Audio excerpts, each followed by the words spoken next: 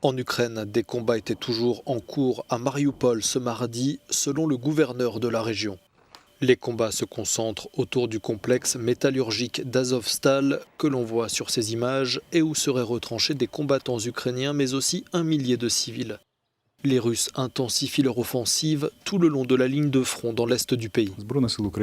Les forces armées ukrainiennes opèrent avec habileté. Les meilleures unités des forces ukrainiennes sont concentrées sur les différentes directions des assauts russes. Et les tentatives politiques russes qui consistent à envoyer leurs troupes à la mort pour atteindre les frontières administratives des régions de Lugansk et de Donetsk et pour vendre au public russe ce succès échoueront.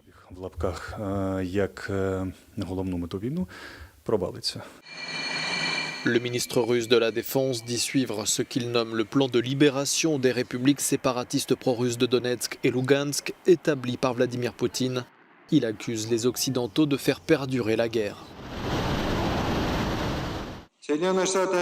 Les États-Unis et les États occidentaux sous leur contrôle font tout pour prolonger le plus longtemps possible l'opération militaire spéciale. Le volume croissant des livraisons d'armes étrangères démontre clairement leur intention de provoquer le régime de Kiev à se battre jusqu'au dernier Ukrainien.